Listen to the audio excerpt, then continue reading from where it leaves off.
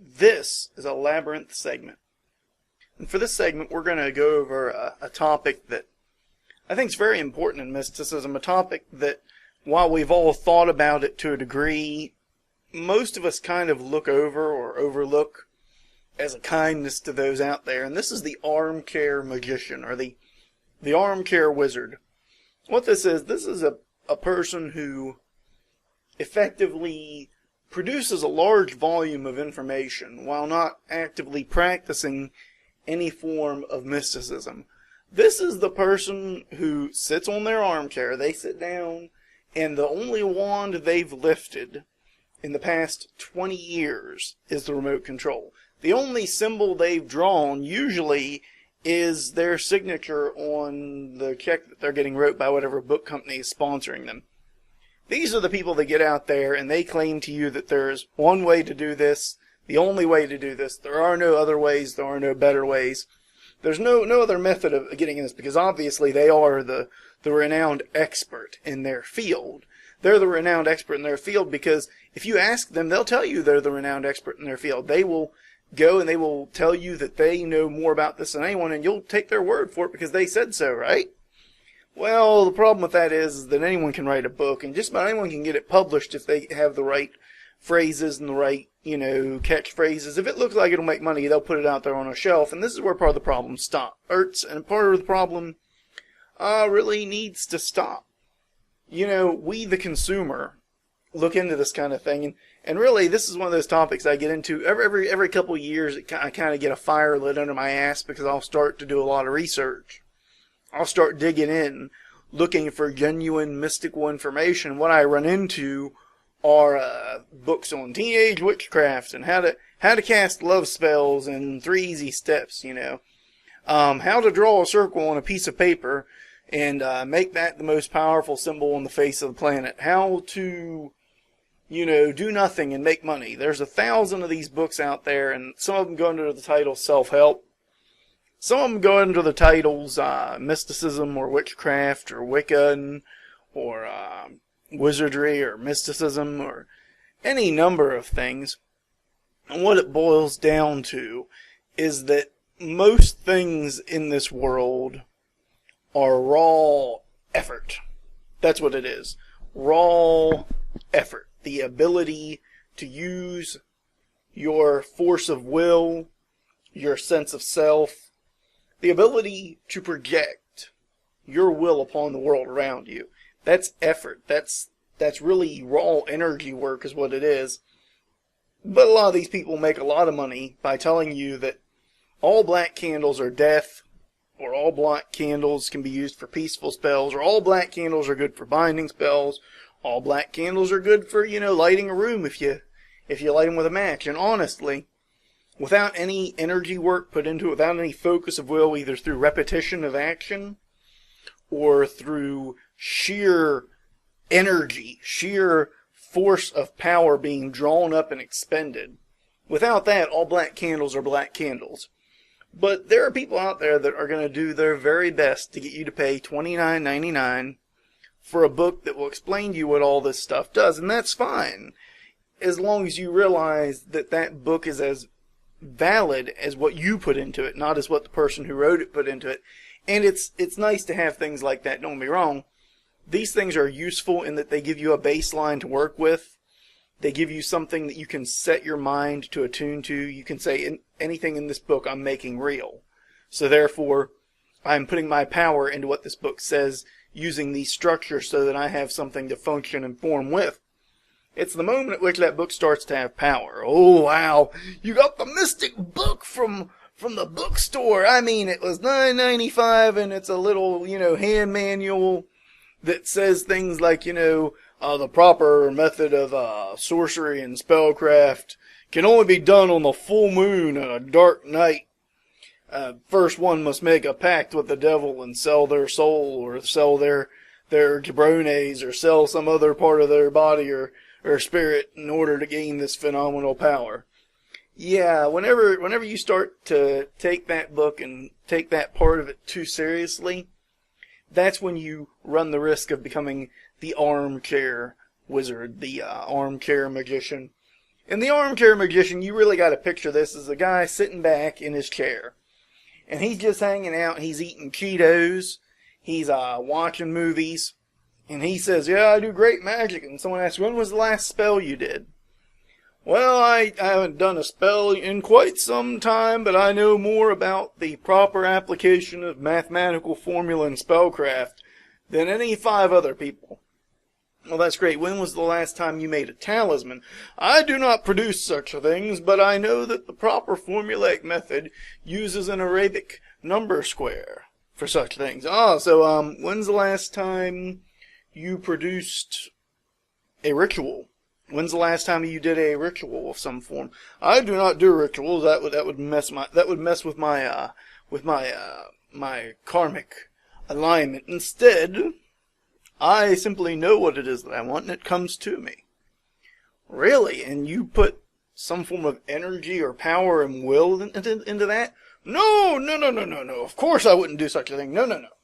I am so great and so grand that by simply sitting there upon my ass, the will of the universe congregates in accord with my will.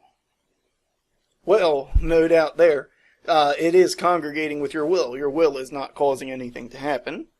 And therefore, nothing is occurring. Your will has no focus to cause events within the world, and therefore no events within the world are being manipulated. Yeah, your will is definitely moving things in just the right way. Now, the thing with the Armchair Magician is that they've written a book or many books, or maybe not any books. They may just be the local know-it-all. But usually what will happen is they'll write a book. And that's where their energy goes into. And they are deemed successful simply because of the vast multitude of financial resources which flock to them only because they've written the book. Not because of the material within the book. Any good book on mysticism will first tell you that every tool of mysticism is meant to focus your will. It's meant to harness the energy of your willpower.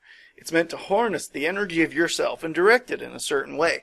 And if it tells you something else, what they're really doing is they're casting the ultimate wallet spell. See how this spell is done, okay? The spell has a couple formulaic parts. First, it requires at least one gullible sucker. That could be you, it could be me. It has been me in the past, and it could be you in the future.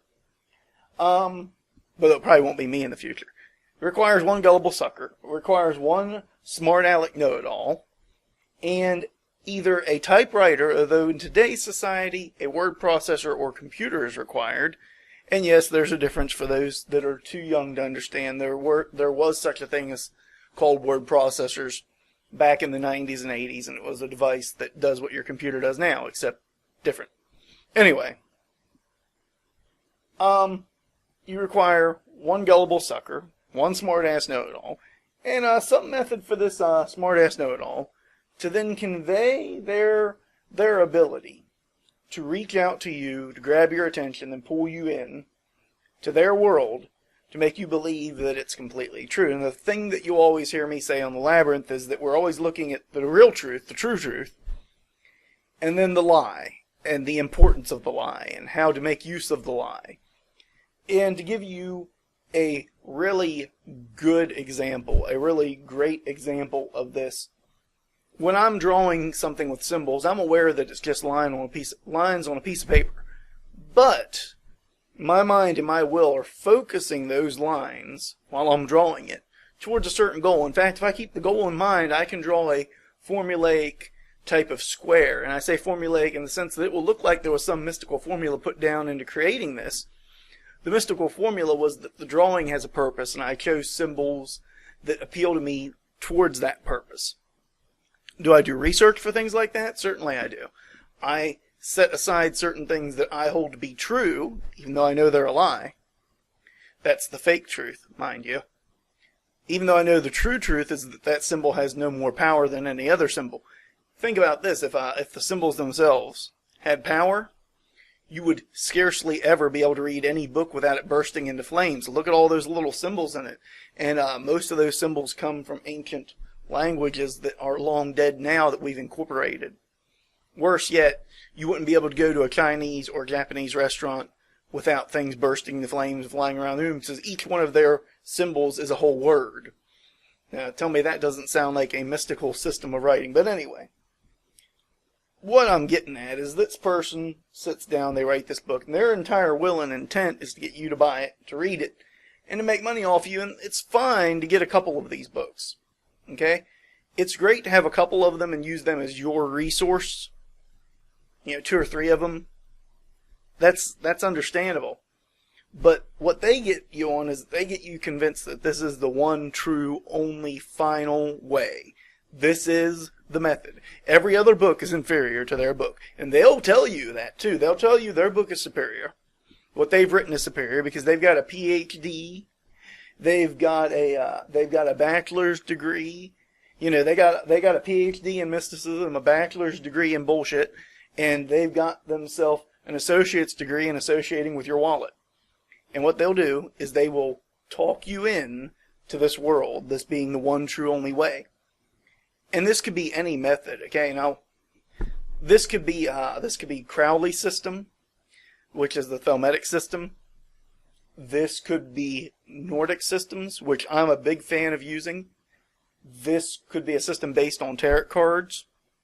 This could be a system based on what they'll claim to be traditional witchcraft. Yeah, traditional witchcraft, something that didn't come about until the 1800s. It's not that old, it's not that traditional, okay? That's 200 years at most. At most, 200-year-old systems. Most of them far, far newer than that. Far, far newer. But with that in mind, they draw you into this world. They get you convinced that their books are the only books, their method is the only method, their way is the only way, and they'll tell you because they have the paperwork to prove to you that their method is superior.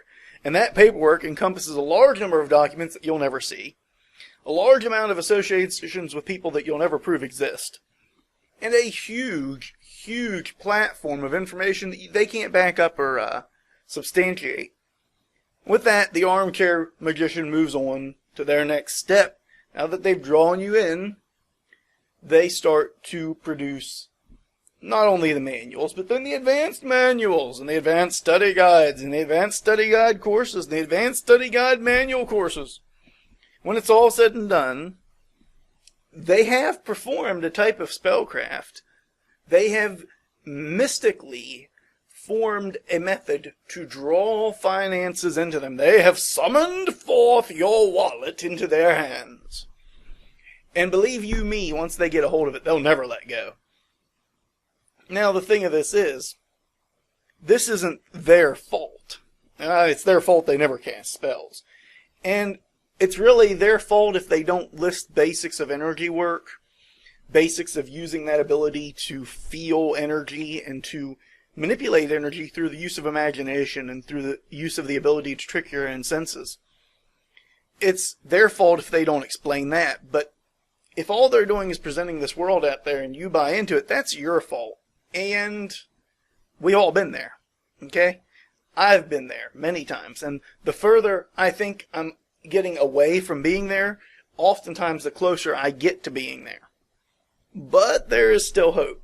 Okay, if you remember these basic common sense tips, you will be able to stop the armchair wizards' grasp on your life and become a productive member of society. You may even get off of the chair yourself and do some things. The first thing to remember is that reality is produced in mind. And what I mean by that is we create the reality that we sense. And therefore we also create the reality of spirituality. You remember that first, and then you compare everything they've said to that. And if you want to use that as a source of inspiration, by all means do so. But don't let it control your life, and don't start getting the idea that because you become so great and grand like the armchair wizard that you too can do anything you choose simply with the merest of inclinations without any thought or effort or willpower applied, because you will fail.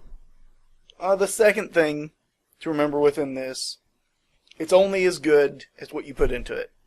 Any system of mysticism is only as good as what you put into it.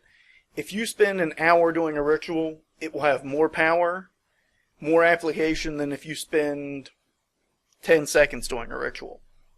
If you spend 10 days preparing a ritual energy working using common symbols from the alphabet, basic squares and triangles, lines doing interconnection, words written down, almost like a mystical flowchart, you'll have more effect than, someone who's saying you gotta do the hokey pokey and turn yourself around 12 times. Will the hokey pokey and turn yourself around 12 times work? Yeah, if you put enough effort, will, and belief into it, yes. But it will also fail if you don't. And that brings us to the third thing, which is belief in a thing does more to make it real than the solidity of that thing ever will. Okay? For those of you out there that are listening, I think the best example of this is going to be the Christian cross. Okay? What a wonderful symbol.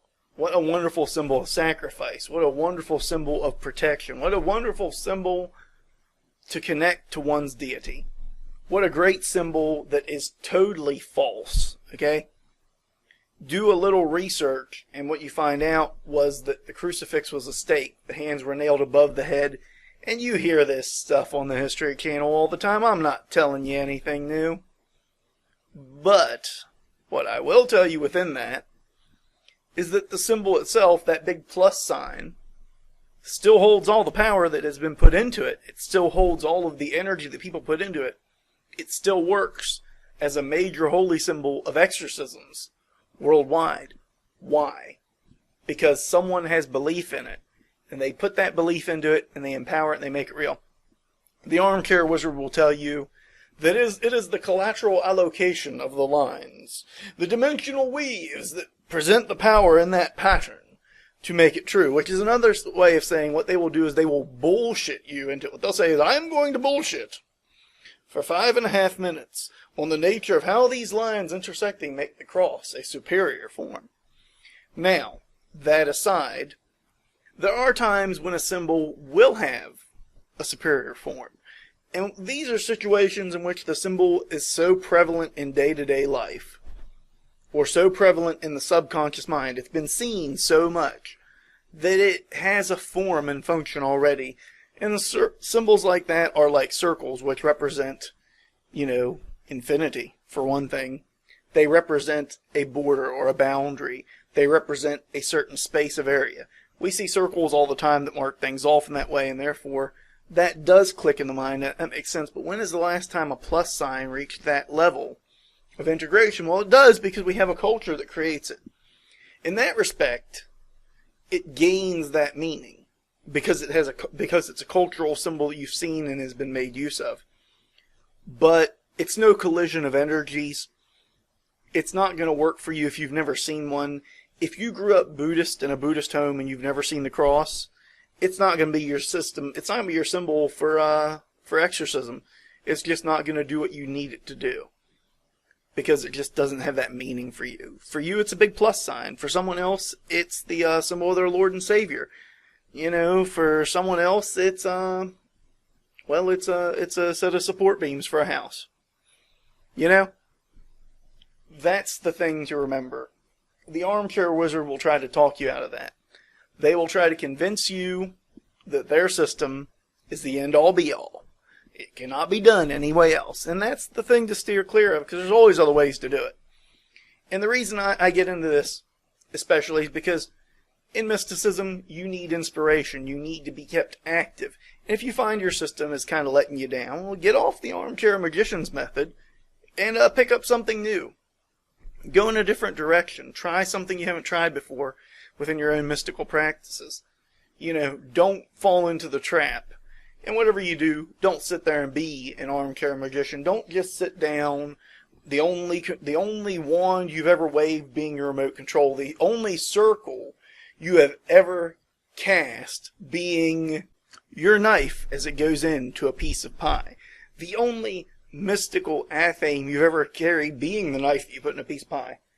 And with that in mind, folks, I think I'm going to go grab me a slice of pie. Everyone, this has been a Labyrinth segment.